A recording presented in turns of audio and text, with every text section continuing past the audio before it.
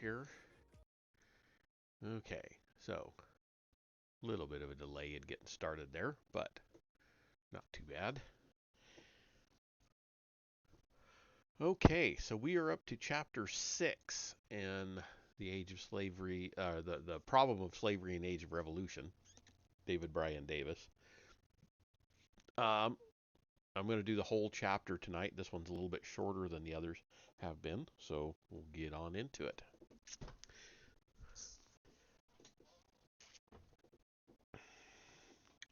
Chapter 6, The Emancipation of America 1. The Limits of Revolutionary Ideology. The doctrines of the American Revolution, we have often read, presented a direct challenge to Negro slavery.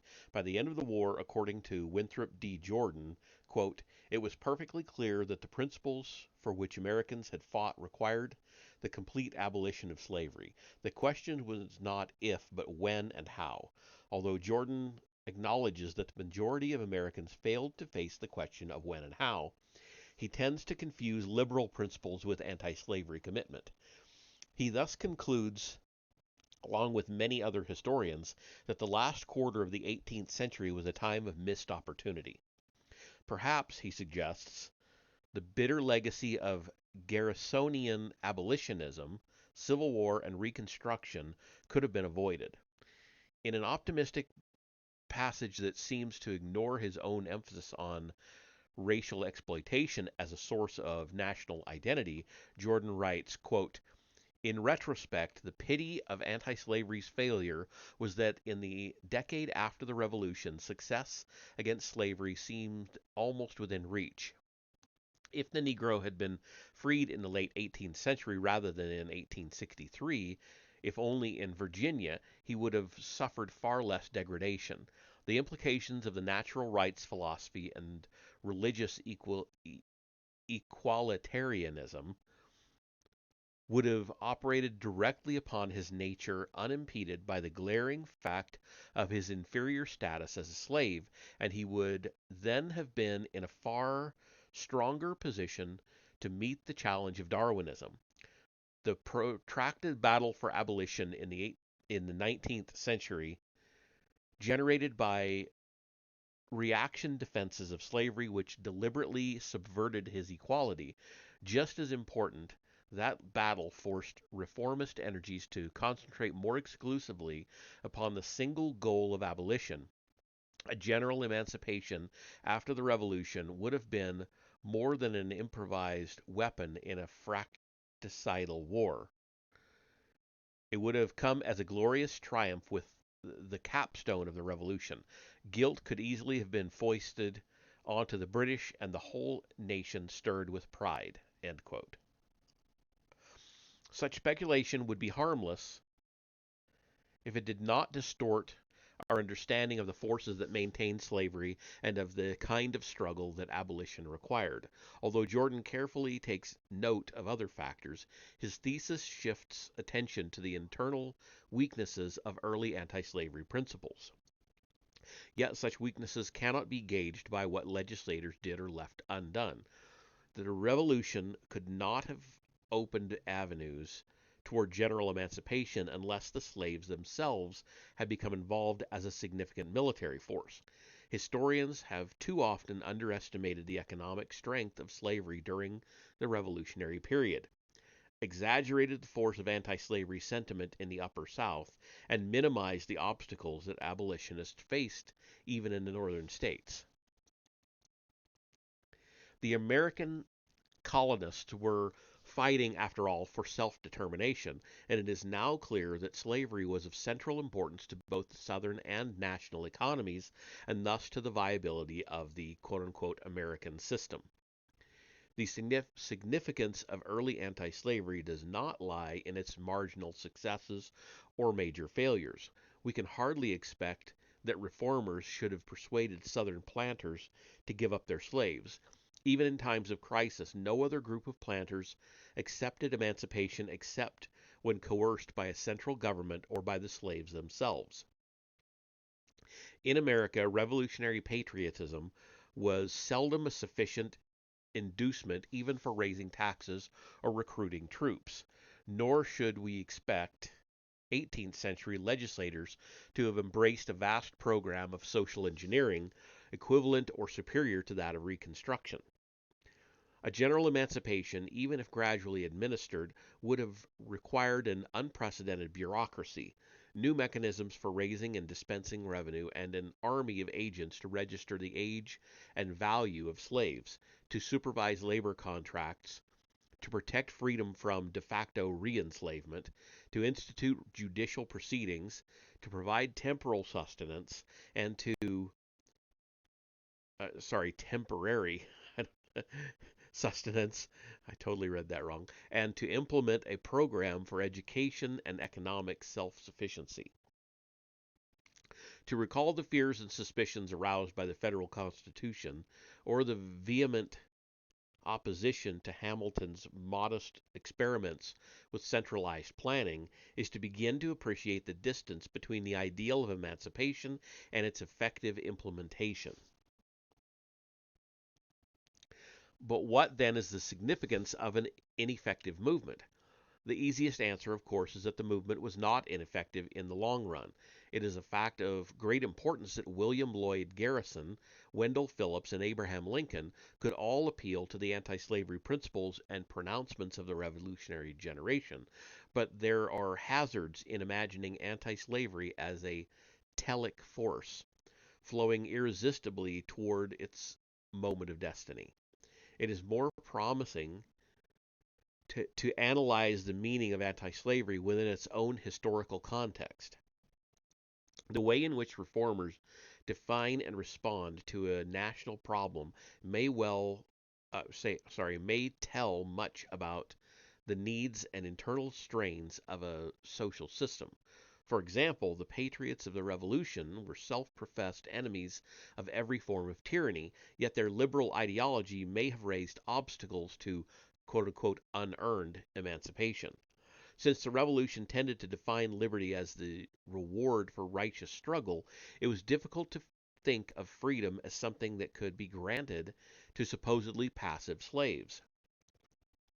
As a reform movement, anti slavery probed and helped to define the boundaries of an emerging Republican ideology.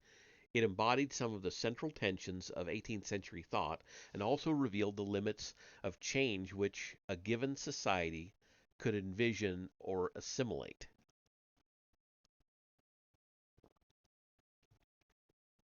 A pragmatic regard for limits coupled with uncompromising moral judgment characterized the entire Enlightenment's approach to slavery. The latter achievement the later achievement of men like Garrison and Phillips lay to a large extent in freeing abstract principles and judgments from a heavy ballast of qualifications. I have discussed elsewhere the two sides of rationalism, as applied to slavery by 18th century philosophes, and have suggested that both reformers and defenders of slavery could make effective use of the ideas of utility, social equilibrium, and the moral economy of nature. One example will be sufficient to show how, in a single work, a fear of abrupt change could compromise the rhetoric of militant abolitionism. In 1789, Benjamin Froissart, a French Protestant, summarized several decades of philosophic writing against slavery. The institution was a criminal violation of the rights of man and the citizen. It stood opposed to peace, Christian morality, public order, sound policy, and economic law.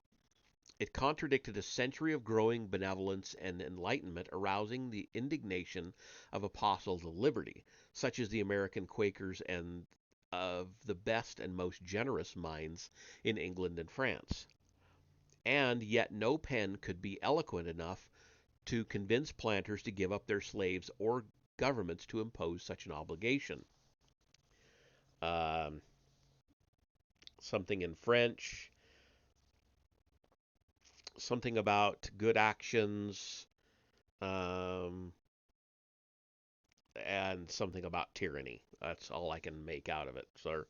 So, If justice required the eventual emancipation of slaves, it would also require compensation to any planters who, having acquired property under the protection of law, were forced to relinquish it.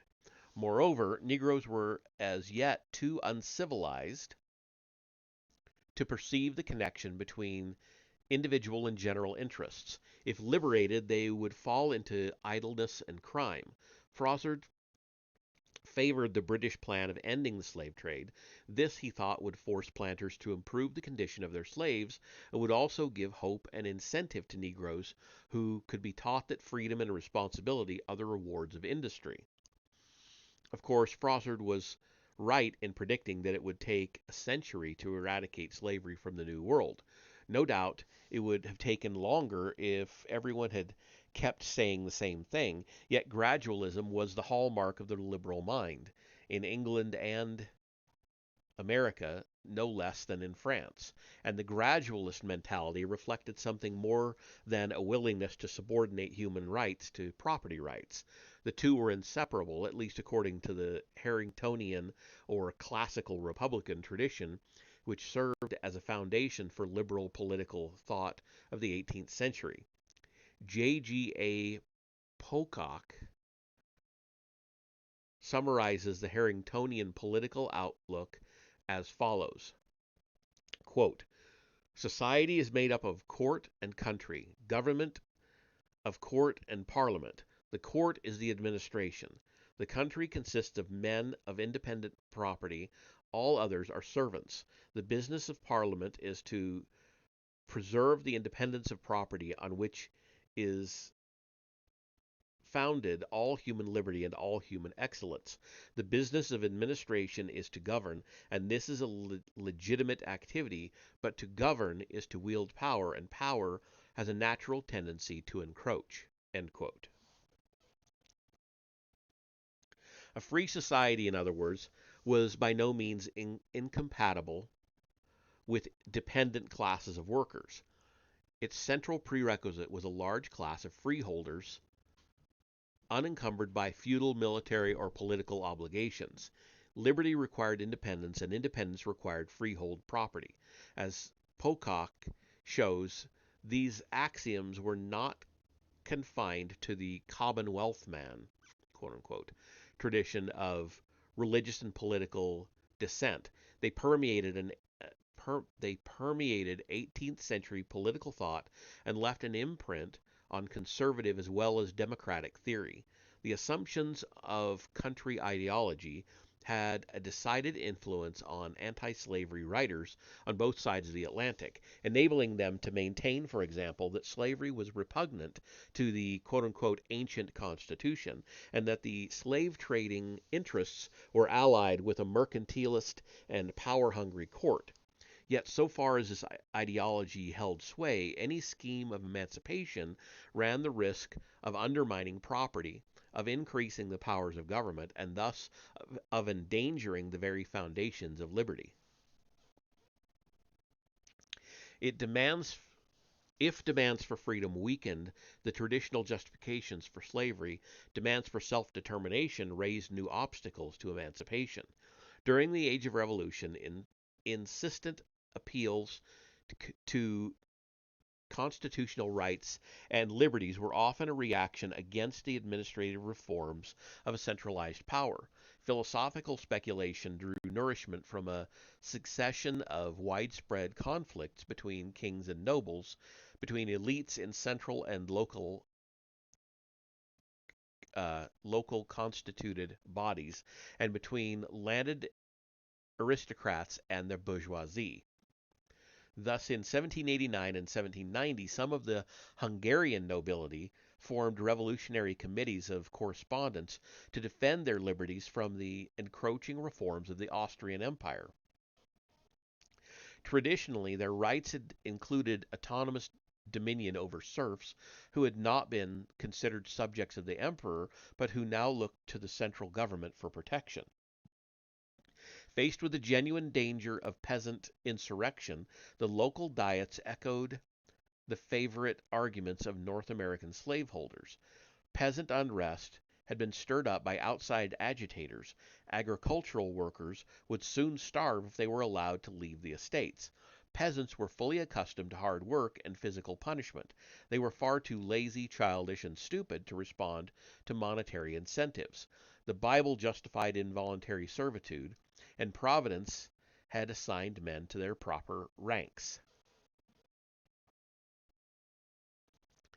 It was within this larger framework of contested rights and powers that the British and French metropolitan governments first moved to reform the slave systems of the New World. In most respects, the West Indian assemblies were more valuable than the constituted bodies of Central Europe. Caribbean slaveholders could hardly make claim to noble lineage and ancient tradition. For protection, they were wholly dependent on the imperial armies and navies. They did not resist the innovations of an enlightened despot, but rather the authority of a parliament or national assembly, which represented powerful segments of bourgeois opinion. On the other hand, within the metropolitan governments, they could count on allies who would exploit every domestic fear of social and political disorder. The defense of slavery, or even of slave trading, could easily be conflated with a defense of liberty and public order.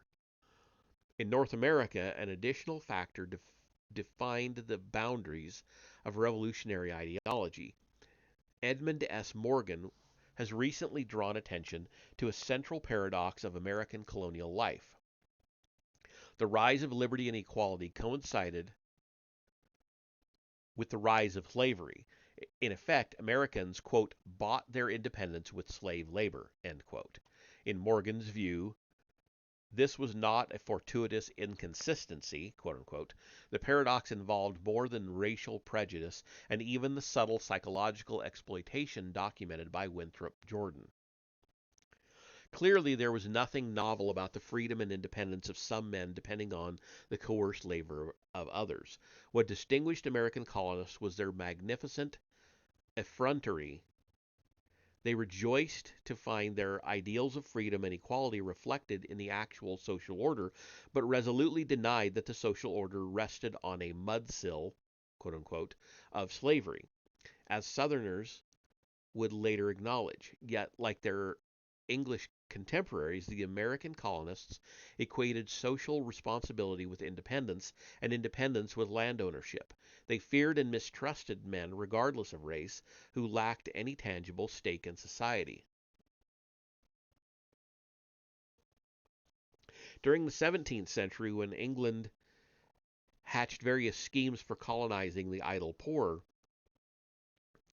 Virginia's governing elite feared that the colony was becoming, quote, a sink to drain England of her filth and scum, end quote. With numerous British theorists, including John Locke, James Berg, and Francis Hutcheson, the Americans shared the view that idle rogues and vagabonds were a menace to society unless impressed into involuntary servitude. Morgan thus contends that large-scale importations of Africans enabled the South to avoid the problem of an unruly and undisciplined white lower class. Quote, the increase in the importation of slaves was matched by a decrease in the importation of indentured servants, and consequently a decrease in the dangerous number of new freedmen who annually emerged seeking a place in society that they would be unable to achieve, end quote.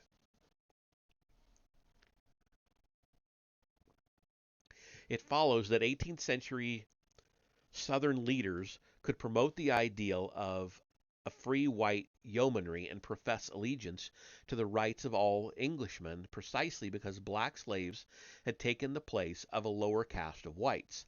The fears and prejudices that had long been directed against the landless poor could now conveniently be confined to a restricted and highly visible group.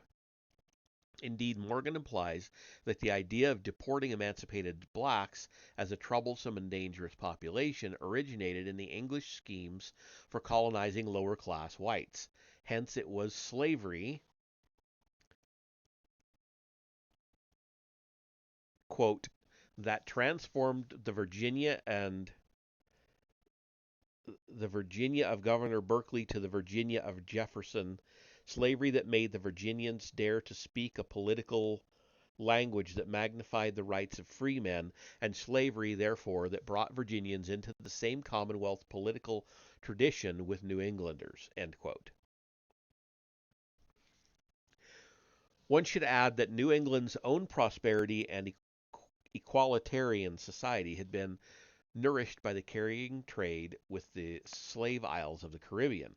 On the eve of the American Revolution, Massachusetts alone could boast 60 distilleries producing rum, the export of which provided the region with its chief supply of specie. I don't know what that is. SPECIE. Maybe it's a typo, I don't know. And if Massachusetts contained no more than 5,000 Negro slaves, its West Indian trade employed some 10,000 seamen, to say nothing of the workers who built, outfitted, and supplied the ships.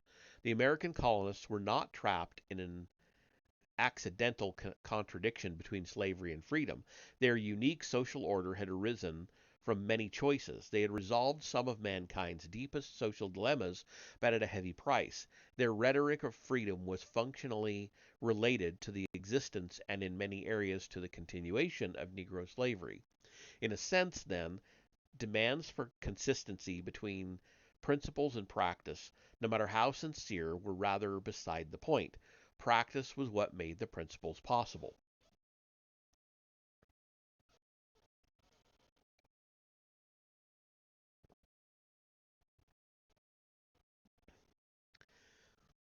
Slavery as an obstacle to man's true destiny.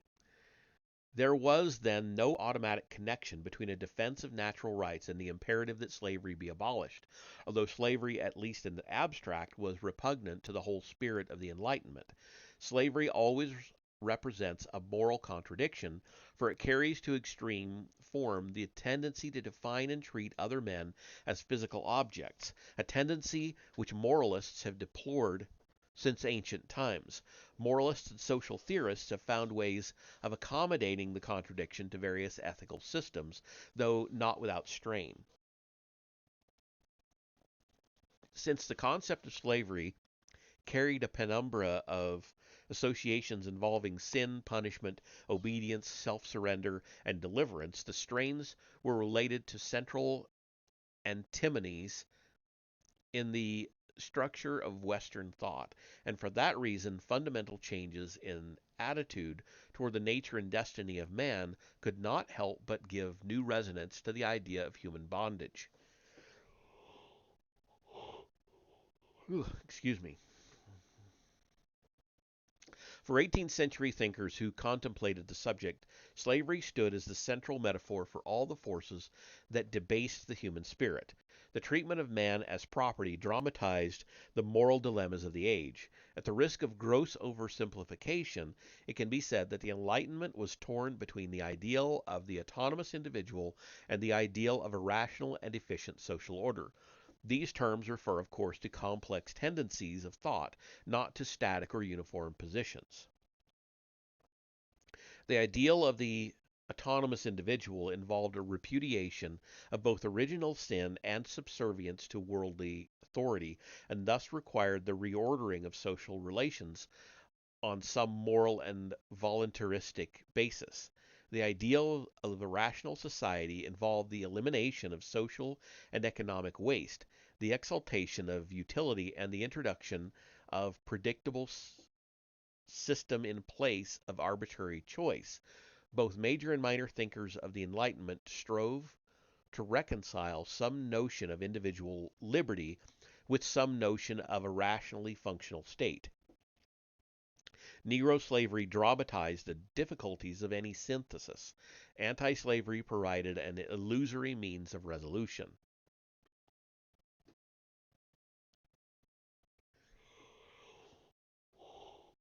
Ooh, I got the yawns all of a sudden for some reason. Sorry. There is no inherent reason that slavery should be compatible with the ideal of a functional or utilitarian society. Indeed, for later champions of individual liberty like William Lloyd Garrison and Mikhail Bakunin, all states were founded on the principle of slavery. For Thomas Hobbes, slavery was an inevitable part of the logic of power. The bondsman had no cause for complaint when he was provided with sustenance and security in exchange for being governed. Samuel Puffendorf agreed with Hobbes that the majority of men were governed by selfish impulse and that slavery was therefore a highly useful instrument of social discipline which might solve the problem of Europe's idlers, thieves, and vagabonds. John Locke recommended compulsory labor for England's landless poor, and especially for their small children who needed to be inured to work, quote unquote. Francis Hutcheson, one of the prime sources of anti-slavery thought, also argued that nothing was so effectual as perpetual bondage in promoting industry and restraining sloth, especially in the quote-unquote lower conditions of society. He therefore argued that slavery should be the quote ordinary punishment of such idle vagrants as, after proper admonitions and trials of temporary servitude, cannot be engaged to support themselves and their families by any useful labors. End quote. A similar emphasis on public order and useful labor appears in the writings of mercantilists and later defenders of colonial slavery. But by the 1760s, even the most ardent defenders of colonial slavery, oh, I'm sorry, but by the I jumped back up a line. But by the 1760s, even the most ardent proponents of social utility refrained from recommending slavery as the most suitable condition for England's poor. If I may offer a corollary to Professor Morgan's thesis, the Virginians could defend men's inalienable rights because Negro slavery had precluded the need to discipline a white proletariat. Englishmen could later condemn the principle of slavery as a demonstration of their own liberality because they were beginning to find new uses for the idle poor, who, after, quote, proper admonitions and trials, end quote, could be molded into a compliant working class. The dominant ideology to which Hobbes, Harrington, Locke, and Hutcheson had all contributed required that the utilitarian state be at least nominally free. In other words, the ideal of rational order, if it were to win acceptance, needed to be limited by some compromise version of the ideal of individual autonomy, and what could be a more convenient symbol for exceeding limits than total and perpetual bondage? Slavery is the perfect antithesis of individual autonomy or self-sovereignty, an ideal which derived in part from the humanist image of man as microcosm and in part from the sectarian and pietistic emphasis on the inner light and on man's capacity to partake of divine perfection. At the end of the 18th century, the ideal reached its fullest development in Germany, especially in the works of Kant and Wilhelm von Humboldt, whereas most anti-slavery writers assumed that freedom was a release from external restraint, to be granted only after sufficient preparation. Kant held, with respect to the French Revolution, that freedom is the, quote, precondition of acquiring the maturity for freedom, end quote. Humboldt's The Limits of State Action, completed in 1792, drew on Kant's dictum that, quote, each individual must be treated as an end and never simply as a means, end quote, and developed the thesis that man's true end is the highest and most... Oh, whoa. Oh, okay. He started a quote without... Okay.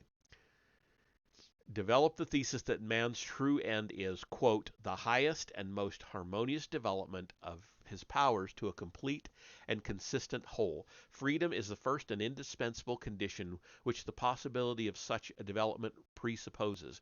But there is besides another essential, intimately connected with freedom, it is true, a variety of situations. Even the most free and self-reliant of men is hindered in his development when set in a monotonous situation. End quote.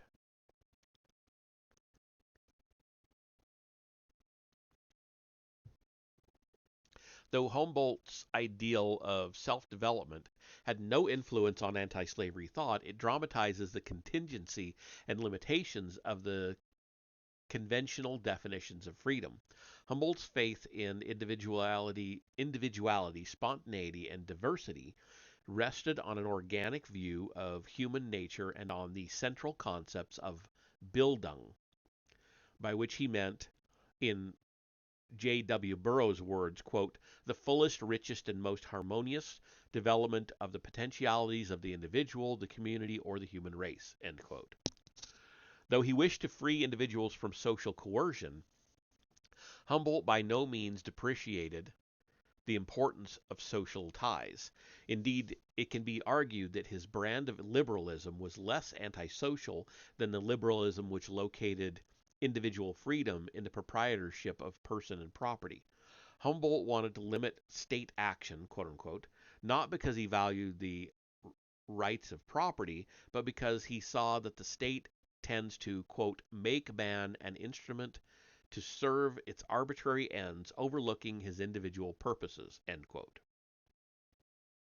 He was alert to the varieties of oppression that require no physical restriction, and to the ways by which the state can convert nominally free men into mindless mechanisms, ostensibly for their own true welfare.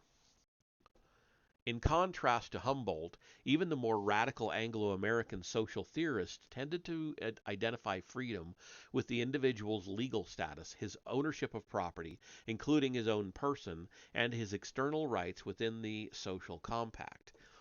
In effect, this represented a middle position between Hobbes, who would have the state treat all citizens as slaves, and Humboldt, who argued that the only meaningful freedom lay in the removal of all impediments to self-development. Within the framework of British liberalism, Negro slavery could stand as the antithesis not of autonomy but of a quote-unquote freedom, which in practice included various kinds of coercion and manipulation. Negro slavery could thus be of considerable symbolic importance for the British liberal, since it focused attention on physical restraint and legal rights as the test of authentic freedom. Society's repudiation of the most extreme form of treating man as an instrument could have the effect, at least temporarily, of vindicating less flagrant varieties of coercion. The non-slave was, by definition, a free man. Individual liberty, in the form, for example, of Adam Smith's economic man, could thus be made compatible with utility and social order. There were, however, two major obstacles to the use of anti-slavery as an ideological instrument. Defenders of slavery did their best to assimilate the institution to other forms of dominion and to accuse anti-slavery writers of undermining the foundations of all authority. It was therefore necessary to show that the kind of liberty which was opposed to slavery, in the words of John Allen, quote, is a power of acting agreeable to the laws which are made and enacted by the consent of the people, end quote. Even absolute freedom, according to Anthony Benezet, quote, can only consist in restraining evildoers by just and equitable laws, that the weak and poor may be as free as the rich and strong, for all men ought to be absolutely free to do good according to their ability, and if they are not free to do evil, it is not to be accounted a restraint upon liberty, but a restraint only upon tyranny. End quote. This was essentially the distinction John Winthrop had drawn in 1645 between man's natural liberty, quote, to do what he lists, it is a liberty to evil as well as to good, and is incompatible and inconsistent with authority, end quote, and a civil or moral liberty which, quote, is the proper end and object of authority and cannot subsist without it, and it is a liberty to that only which is good, just, and honest, end quote. Like Winthrop, 18th century anti slavery writers saw consent, or at least the fiction of consent, as the necessary seal for lawful subordination. It was difficult to hold this position with perfect consistency, for defenders of slavery could point to examples of unquestioned subordination, such as that of man to God or children to parents, which involved no voluntary contract. Yet these relationships were justified by a supposed righteousness or altruism which seemed incompatible with slaveholding. John Woolman, who was uncommonly sensitive to the moral complexities of individual cases, refrained from accusing all masters of injustice. It was right, he thought, that some men should be servants and that others should be punished for their crimes. No blame could be attached to a pious man who maintained slaves for no other motive than a sense of duty and charity. But Woolman felt that whatever a master's good intentions, he could not long escape the corruptions of absolute power.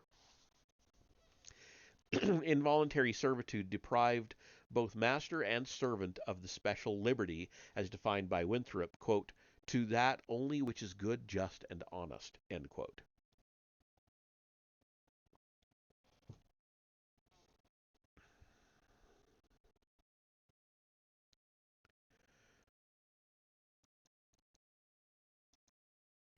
The second obstacle to isolating slavery as a unique infringement on liberty was the unfortunate fact that slaves were defined by law as property, and property was supposedly the foundation of liberty. Liberal theorists needed a strategy that would remove slaves from the protective category of private property without doing injury to the category itself. The traditional approach to this problem rested on a distinction between legitimate and illegitimate enslavement, which was itself part of a pre-capitalist ideal of Christian business ethics. It was not a modern discovery that slavery might involve the sins of man stealing and acceptance of stolen property.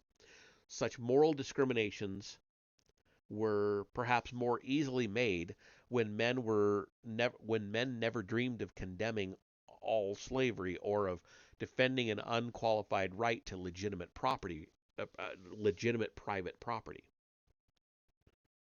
In the eyes of a few Catholics like Tomas de Mercado and Bartolome de Albornoz, and a few English Protestants like Richard Baxter and Morgan Godwin, the purchase of Negro slaves entailed grave moral risks, since the majority of Africans had been illegally seized, and the purchaser could seldom be certain of lawful title.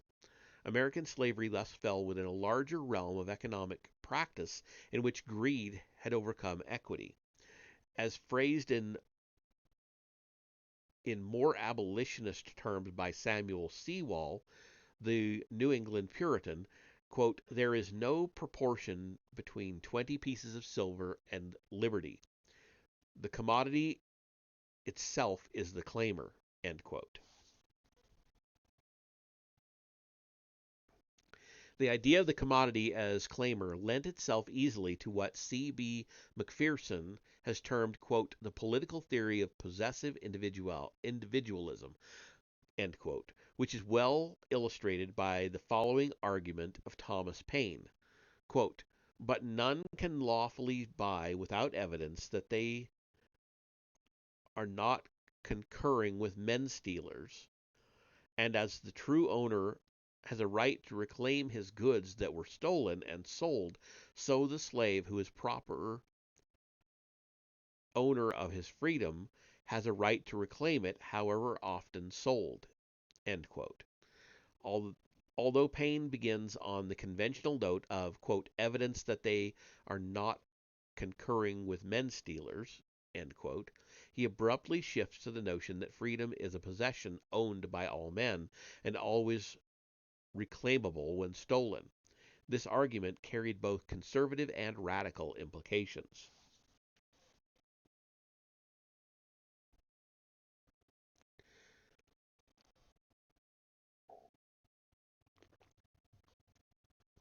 The conservative implications derived from the equation of liberty and ownership.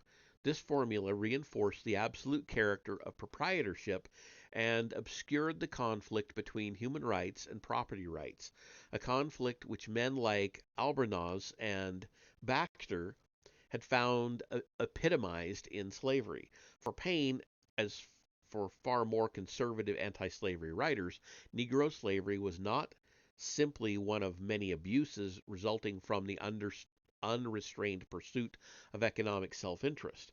The pursuit of authentic self interest led to wealth, industry, and happiness.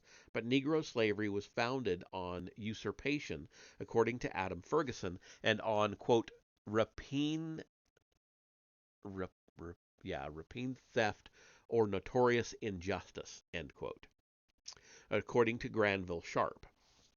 By categorizing slave trading with piracy and highway robbery, such writers helped to eliminate any gradations between crime and lawful economic activity. The latter, by implication, could not be characterized by greed, luxury, brutality, or exploitation. The equation of slaves with stolen property also had radical implications. Paine, who published his essay in 1775, did not specify how the slave was to reclaim his stolen freedom. In 1760, George Wallace, a young Scottish jurist, was more explicit. In a passage later reprinted by Anthony Benezet and plagiarized by Louis de Jaucourt in an influential essay in Diderot's Encyclopédie, Wallace contended that human beings cannot be the objects of trade and cannot be bought or sold at any price.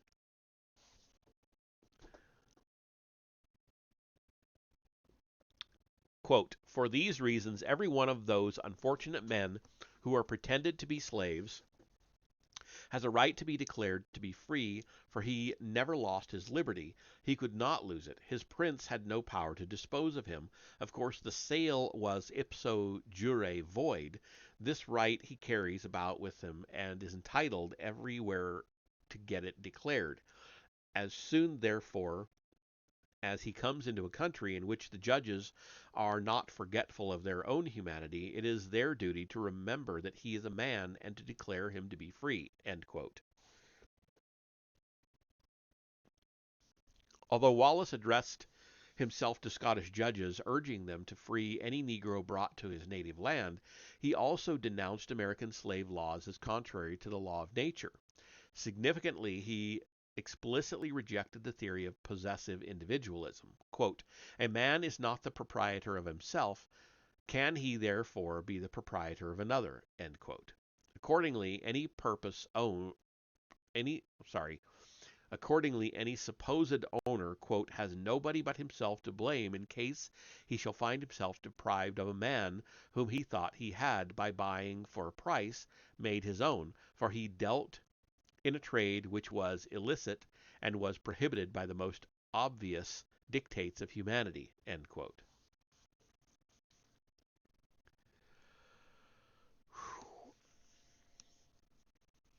Not sure how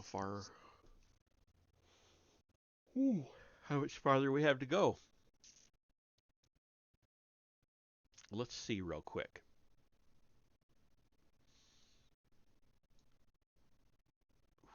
We got a ways.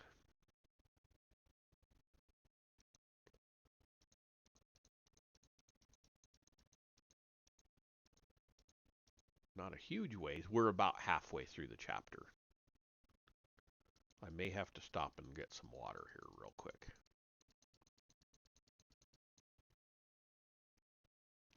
In fact, yeah, I'm going to go ahead and do that. I'm going to go ahead and refill my water. We're at as good a stopping point as any. We're at the midway point in the chapter. So I will be right back.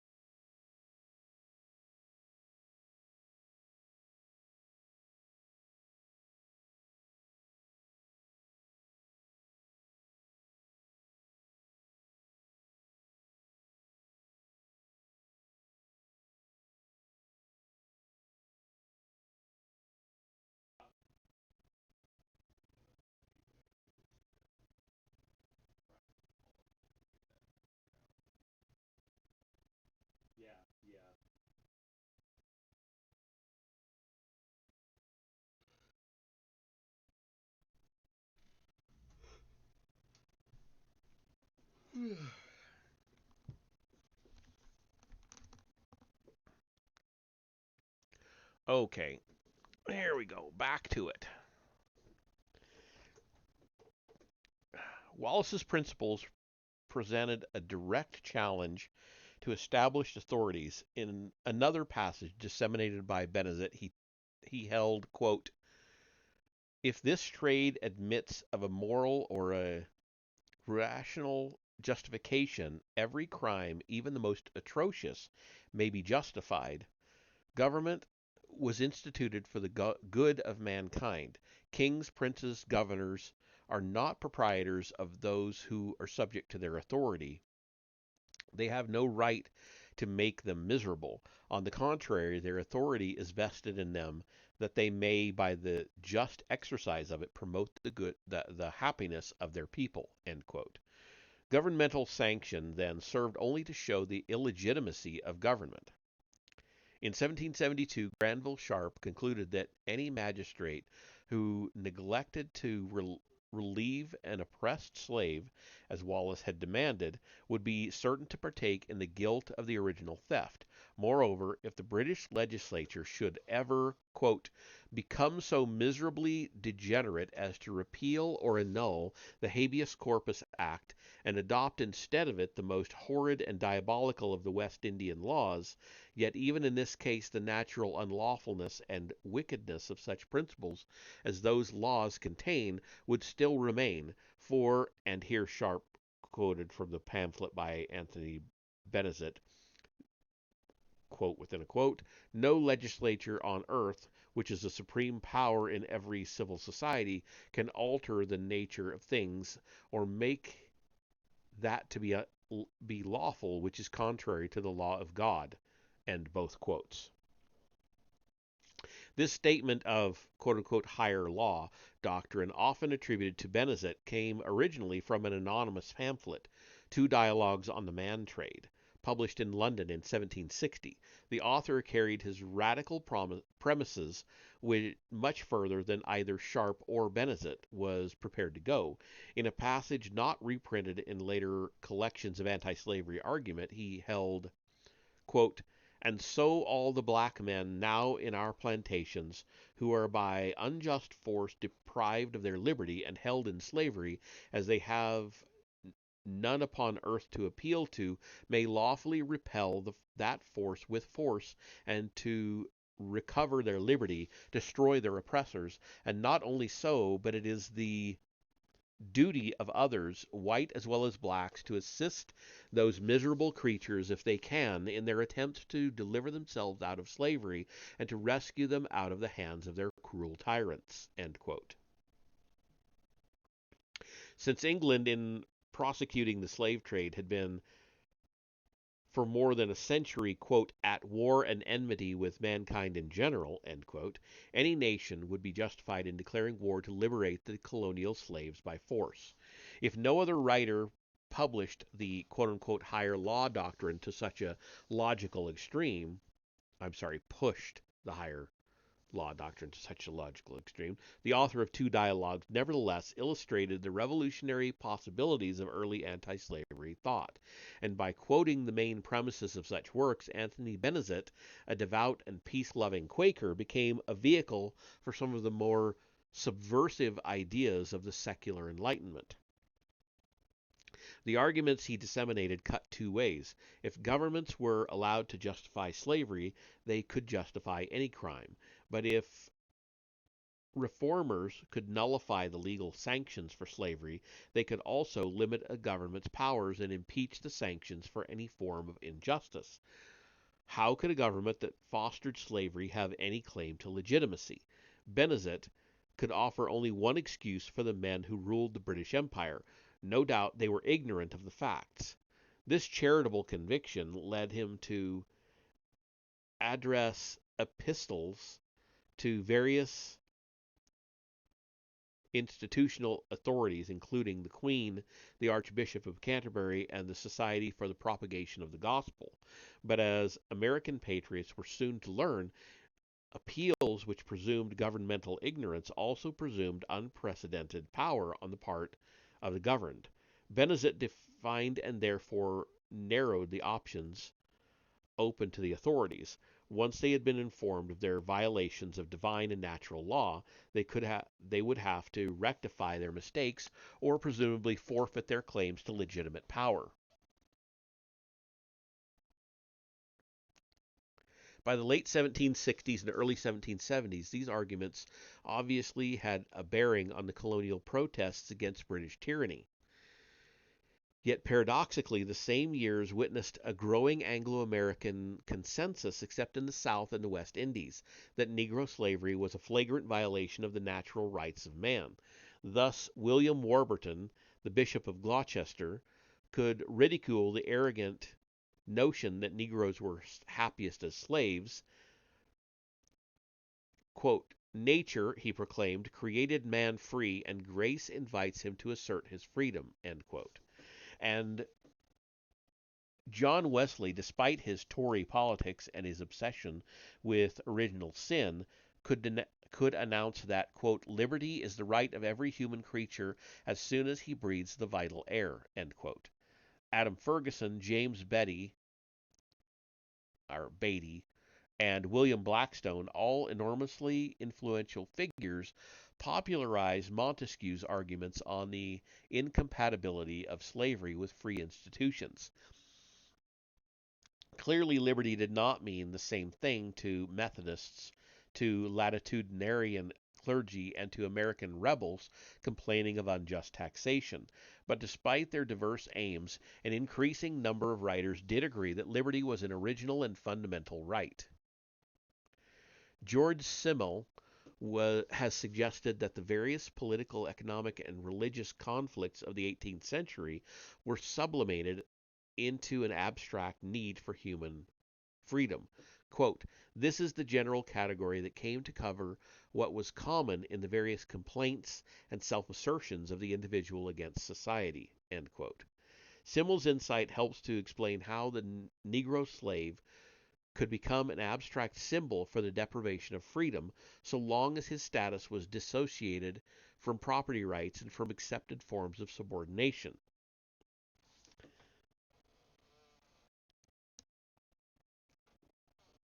But this dissociation involved an implicit defiance of law. It also encouraged a shift perspective from individual to collective liberty. George Wallace and the author of the two dialogues were primarily concerned with the preservation of British institutions, which they saw threatened by, quote, those arbitrary and human usages which prevail in a distant land, end quote. The laws of America deserved no respect, nor were American sugar and tobacco worth the price of collective guilt and a collective loss of freedom. For American colonists, on the other hand, Negro slavery was one of the unhappy legacies of British oppression. Thomas Jefferson, in the famous suppressed clause of the Declaration of Independence, charged that King George, quote, has waged cruel war against human nature itself, violating the most sacred rights of life and liberty in the persons of a distant people who never offended him, captivating and carrying them into slavery in another hemisphere, or to incur miserable death in their transportation thither. Determined to keep open a market where men should be bought and sold, he has prostituted his negative for suppressing every legislative attempt to prohibit or to restrain his this inexorable commerce, and that this assemblage of horrors might want no fact of distinguished dye. He is now exciting these very people to rise in arms against us and to purchase that liberty of which he deprived them by murdering the people upon whom he also intruded them, thus paying off former crimes committed against the liberties of one people with crimes which he urges them to commit against the lives of another. End quote. The penalty for being inconsistent.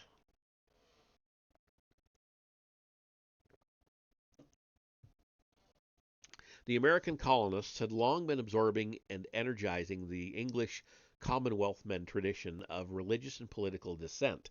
At the core of this tradition, as Bernard Bailyn suggests, was the belief that political liberty requires constant vigilance and struggle. Freedom was not so much an achieved state as a guarded relationship. Even the mixed constitution that emerged from Britain's glorious revolution of 1688 could easily be undermined by the plots of corrupt politicians. Whenever men were unprepared to defend their natural rights, there was no check on the multiplier effects of superior power, and behind each successful encroachment on liberty hovered the specter of slavery. Balin argues that Americans genuinely believed that men who were taxed without their consent were literally slaves, since they had lost the power to resist oppression, and since defenselessness inevitably led to tyranny. Given such assumptions, the American Negro slavery offered an ideal example of masses of men subordinated to a self appointed elite that dominated all sectors of local society and government. No image could have been more diametrically opposed to the ideal of a rational nation state whose citizens distribute power according to social function.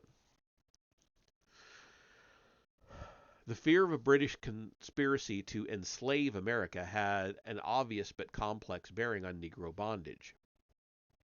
In the late 1760s, Benjamin Rush wrote to a French correspondent that, quote, "It would be useless for us to denounce the servitude to which the Parliament of Great Britain wishes to reduce us, while we continue to keep our fellow creatures in slavery just because their color is different from ours." End quote. Rush did not explain why inconsistent protest would be useless. Few men or nations are consistent. The, quote, "strain for consistency," end quote, did not prevent Rush from being both a crusader for freedom and a personal tyrant who imprisoned his son for life in his own mental hospital and who tortured alcoholics and mental deviants for the supposed good of society. It has commonly been said that anti-slavery sentiment spread through the rebellious colonies as people recognized the monstrous inconsistency of tolerating Negro slavery while defending the natural rights of man. Yet in times of crisis, men have been known to accept glaring inconsistencies, nor does the fear of losing freedom necessarily lead men to sympathize with slaves. In 1774, for example, the Jamaican Assembly addressed a petition and memorial to the king protesting against the tyrannical usurpation of power by Parliament and expressing amazement over the execution of a plan for enslaving the colonies. "Quote unquote, enslaving." The locutions were the same as those of the mainland assemblies, but with unconscious irony, the Jamaican legislators attributed their own lack of resistance to the vulnerability of the island and to the, quote, encumbrance, end quote, of a population of over 200,000 slaves. Oh, sorry, my hip is bugging me tonight. Bear with me. I'm going to have some ibuprofen.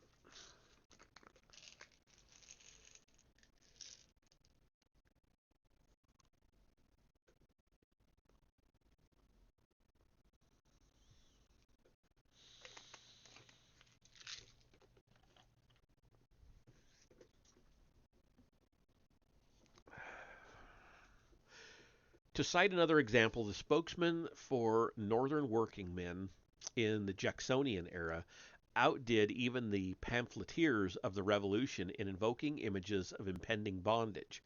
The factory system was a quote species of slavery, end quote, worse in most respects than the plantation slavery of the South. Workers were being treated as mere machines, as the property of aggrandizing merchant capitalists. If workers continued to lose control over the price of labor and the hours of work, they would sink deeper and deeper into helpless bondage. But these same protesters were notoriously unsympathetic to the abolitionist cause, which they tended to view as a distractive maneuver of the capitalists. Like Southern pro-slavery apologists, they often maintained that factory workers enjoyed less leisure and genuine liberty than did the Negro bondsman. One could multiply examples to show that men could speak rhetorically of enslavement in order to dramatize the danger of a progressive loss of independence without feeling compelled by consistency to demand a universal emancipation. Since British and Tory writers taunted the rebels with charges of hypocrisy, as in Samuel Johnson's memorable quip, quote, "How is it that we hear the loudest yelps for liberty among the drivers of Negroes?" End quote. The colonists might well have devised a defensive strategy that would dissociate Negro slavery from political oppression. To the modern ear, at least, the alarm over quote unquote enslavement by taxation sounds rather more hyperbolic than fears the later fears that factory workers were becoming quote unquote enslaved by the owners of capital. Even in 1776, Samuel Hopkins observed that the slavery of which the colonists complained was quote unquote lighter than a feather compared with the heavy doom suffered by the blacks. One might conclude, therefore, that to link the two forms of oppression, as Hopkins in fact tried to do, would diminish the forcefulness of the colonists' complaints. Perhaps the Virginia Convention of 1776 had this point in mind when the delegates amended George Mason's original definition of natural rights in a way that excluded Negro slaves. Yet there can be no doubt that in the 1770s a growing number of American writers and political leaders were becoming sensitive to the inconsistency of holding Negro slaves while resisting a British plot to enslave the colonies. How can this be explained?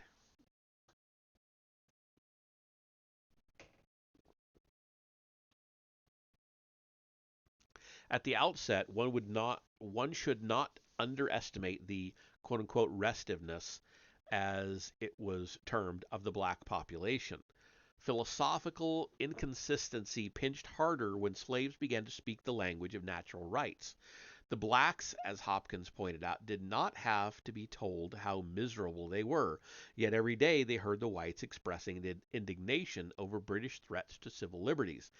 Even by the early 1770s, petitions from Northern slaves appealed to the same principles the colonists were using against Great Britain. Quote, "We have in common with all other men," said a typical plea, "a natural right to our freedoms without being deprived of them by our fellow men, as we are a free-born people and have never forfeited this blessing by any compact or agreement whatever." End quote. Such language raised the specter of a rebellion within a rebellion, both of them justified on the same grounds. The obvious discontent of the blacks, coupled with the uncertainties of war, made it difficult for writers to ignore certain parallels and relationships between political oppression and Negro slavery.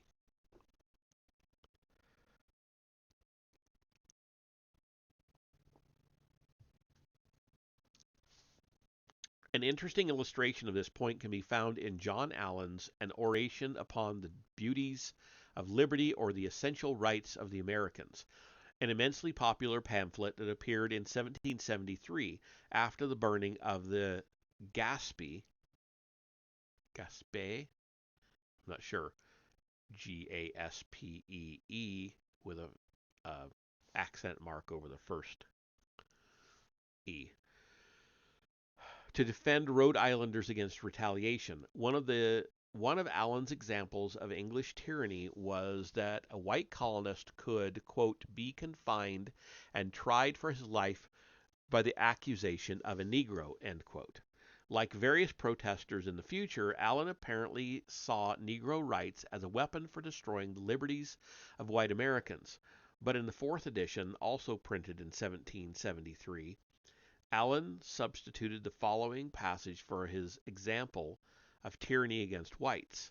Quote, "Such cruelty and tyranny ought never to be held in the most hateful contempt, ever to be held in the most hateful contempt, the same as you would a banditti of slave makers on the uh, uh, on the coast of Africa." End quote. Sorry, I butchered the hell out of that quote. And in a new section, quote, "Remarks on the rights and liberties of the Africans," end quote, he observed that no one would deny the Africans' right to freedom if they were kept as slaves by Indians, Muslims, or Turks, which they were. Yet Christians who professed to believe in the brotherhood of man and who struggled to preserve their own liberties continued to oppress the Negroes.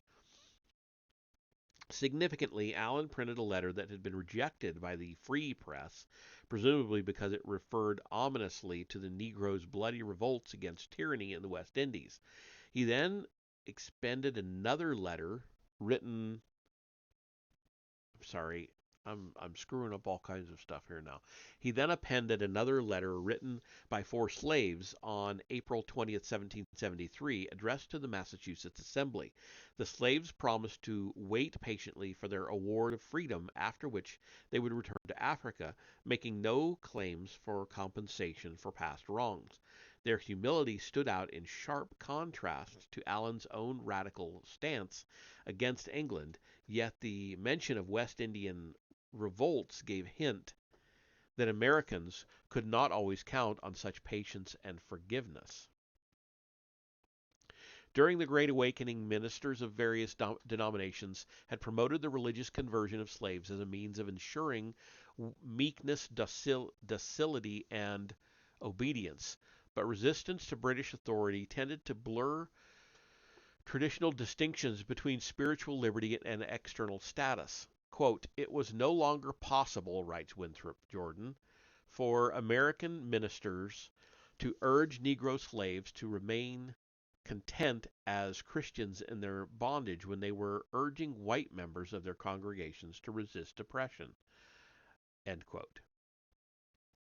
Slaveholders had long interpreted contentment as a form of consent, but the redefinition of consent lay at the heart of America's controversy with Great Britain. Again, interest stiffened the force of logic. As a Virginia planter like Robert Carter, thinking of himself as a benevolent patriarch, found it necessary to appeal to his people, quote unquote, at Coles Point Quarter, imploring them not to run off and join the British Army. George Washington reluctantly approved the re-enlistment of Negroes who had served in his army around Boston in 1775, because he feared that they might join the enemy. Even Southern blacks were familiar with the rumor that any slave who set foot on English soil would be free. Lord Dunmore, the Loyalist governor of Virginia, reinforced this message by promising freedom to any fugitives who took up arms for the king.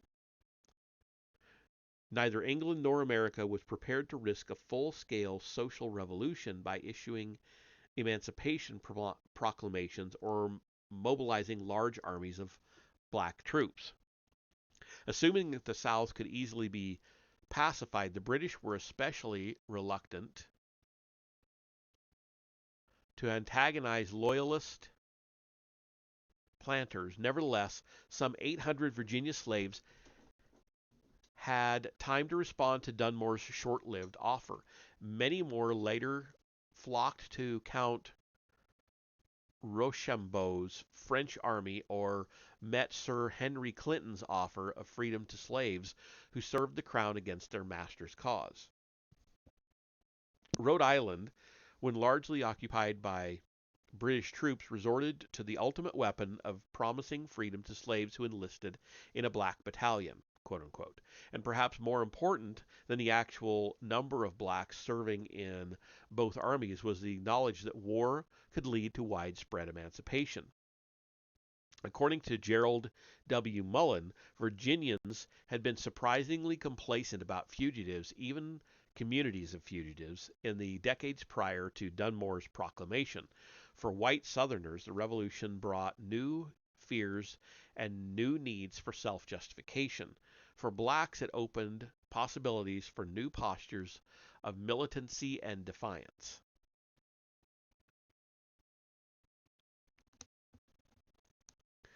There were, of course, other reasons for the rebellious colonists' sensitivity to the issue of inconsistency. From the mid 1760s, the Americans had confidently and self righteously resisted imperial authority, yet they seemed to be unprepared psychologically for the Boston Massacre, for the coercive acts of 1774, and for armed invasion and military defeats. Rebels and protesters are often curiously shocked by the punitive action of once respected authorities. Even when the authorities are defined as tyrants, it is difficult to understand why one's virtue and courage should be punished. And for Americans, the defense of freedom was entirely consistent with Britain's noblest heritage. It was the mother country that had become a lawless rebel.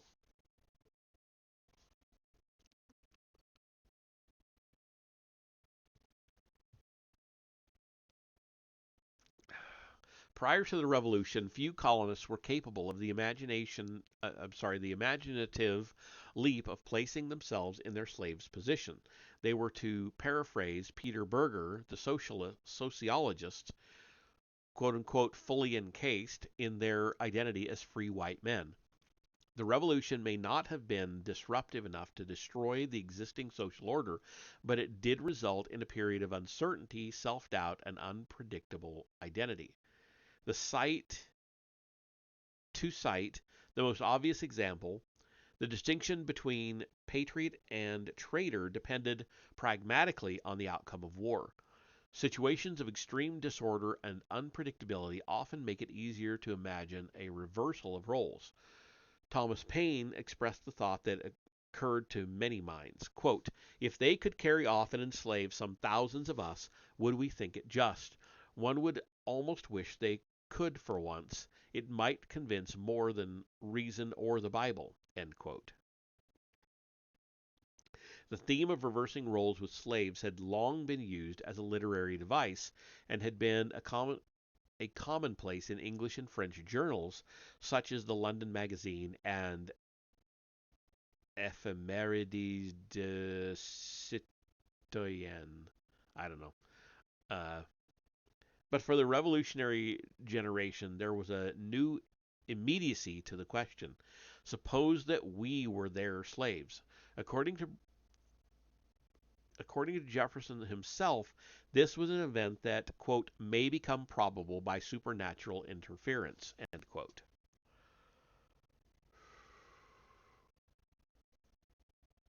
The colonists may have sincerely believed, as Bernard Bailyn maintains, that taxation without consent would literally make them slaves of the British, if not of the blacks, but understandably a note of strident defensiveness runs through the sermons and tracts that led finally to the Declaration of Independence. Moderate appeals had been rejected by the world's reputedly freest government. Suppose that posterity, or, quote, the opinion of mankind, end quote, finally dismissed the American cause as self-interested opportunism. How could men who believed themselves to be sincere prove their sincerity to the world? As far south as Darien, Georgia, there were groups of colonists who found the answer in a public testimonial. Quote, "To show the world that we are not influenced by any contracted or interested motives," said the people of Darien, "but a general philanthropy for all mankind, of whatever climate, language, or complexion, we hereby declare our disapprobation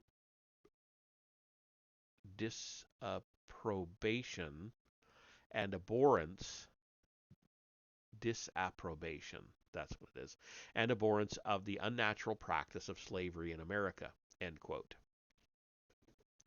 In 1776, a year after the Darien Resolution, Samuel Hopkins contended that if the Continental Congress's resolutions against the slave trade had been made in good faith and not for quote unquote political reasons, only the country's leaders would use their influence to effect a total abolition of slavery in the colonies. In the same year, William Gordon quoted the Virginia Declaration of Rights and the Declaration of Independence and concluded, quote, "The continent has rang with affirmations of the like import. If these gentlemen are our genuine sentiments, and we are not provoking the deity by acting hypocritically to serve a turn, let us apply earnestly and heartily to the extirpation of slavery from among ourselves." End quote. And at the end of the war, David Cooper repeated the now plaintive argument. Quote, "Now is the time to demonstrate to Europe, to the whole world, that America was in earnest and meant what she said when she pled the cause of human nature. Let not the world have an opportunity to charge her conduct with a contradiction to her solemn and often repeated declarations, or to say that her sons have been actuated in this awful contest by no higher motive than selfishness and interest. Ye rulers of America, beware." End quote. There was more to such appeals than national pride. The ideology of the American Revolution involved a repudiation of established sovereignty and thus touched the most fundamental religious and political principles. Few resistance movements have been so psychologically dependent on a consistent defense of abstract principles. The conflict also stimulated self-conscious reflection on the quote-unquote American identity, heightening an awareness of the differences that distinguished the colonial societies from Europe.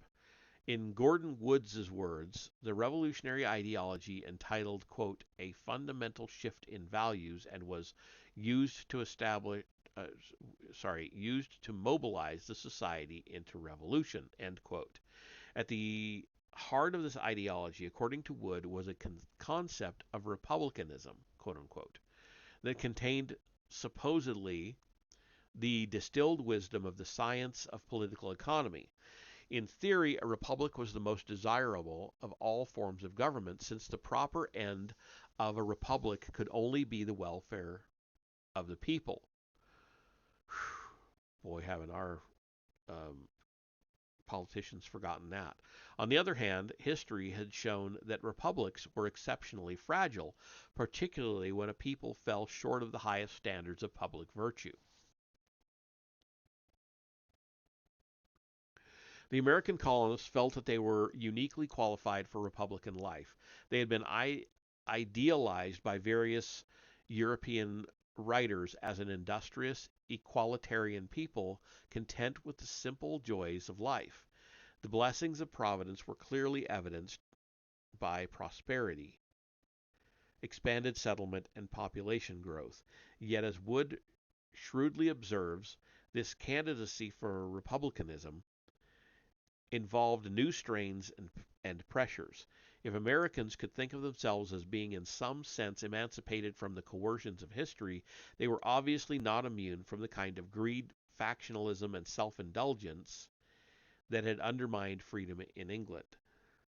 Like a repentant sinner who feels the most inward stirrings of grace, the colonists were both heartened and perplexed by unpredictability. A republican virtue was a tangible goal but not guaranteed. The success of the American cause would depend on a reformation of public manners, morals, and institutions. True liberty was not, as Kant would maintain, a precondition of acquiring the maturity for liberty, but rather the reward for struggle and self-purification. Moreover, there was considerable urgency to collective regeneration since the unhappy events beginning with the Stamp Act crisis showed that Americans were increasingly vulnerable to corruption and to the punishment that inevitably follows corruption. Precisely at this point, religion and the sociology of the Enlightenment converged. We're almost there. The Darien resolutions illustrate some of the connections between slavery and the Republican ideal. Negro slavery, according to the inhabitants of Darien, was, quote, highly dangerous to our liberties, and as well as lives, debasing part of our fellow creatures below men and corrupting the virtue and morals of the rest, and is laying the basis of that liberty we contend for, and which we pray the Almighty to continue to the latest posterity upon a very wrong foundation. End quote.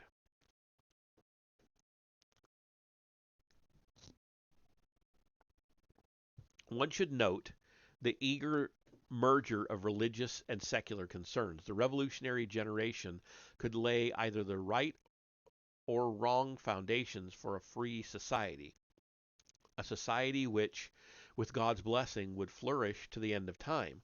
Throughout the literature, slavery appears with metaphorical regularity as the architectural flaw, the noxious weed in a garden, the hidden disease in an otherwise sound and growing body. Precisely because America was a place of unlimited space and of time without bounds, a deformed birth might lead to a monstrous and unchecked growth. As Anthony Benezet warned, the persistence of Negro slavery could well reverse the gradually liberating effects of 1,000 years of Christianity, leading America back to the ignorance and barbarity of the darkest ages, then slowly reducing Europe to a similar fate. The Revolution was the central moment of decision that would govern the meaning of past and future history. The colonists must realize, pleaded Benjamin Rush, that, quote, the plant of liberty is of so tender a nature that it cannot thrive long in the neighborhood of slavery, end quote. The eyes of all Europe, he added, quote, are fixed upon you to preserve an asylum for freedom in this country, after the last pillars of it are fallen in every other quarter of the globe, end quote. At this momentous time, slaveholders should remember that in God's providence, quote, national crimes require national punishments, end quote. And Rush now adds a significant historical dimension to the issue.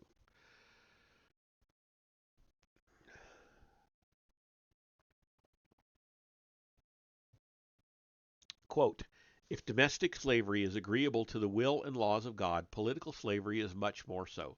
Then it follows that our British Constitution was obtained unjustly. King Charles I did go wrong. Passive obedience was due to Oliver Cromwell. King James II was the Lord's anointed. The Revolution was a rebellion. King William was a tyrant. The illustrious House of Hanover are usurpers, and the right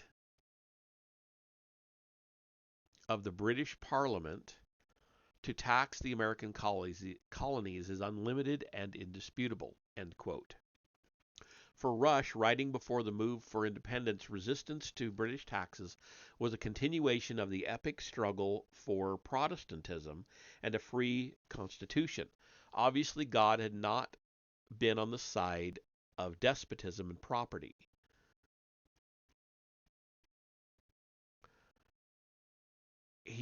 His will had been clearly revealed by history. But if Americans were to be legitimate heirs of the children of light, they could not continue violating the law of liberty. This mode of thought was not confined to supposedly religious minds any more than natural rights arguments were confined to secular rationalists. John Jay, an Episcopalian,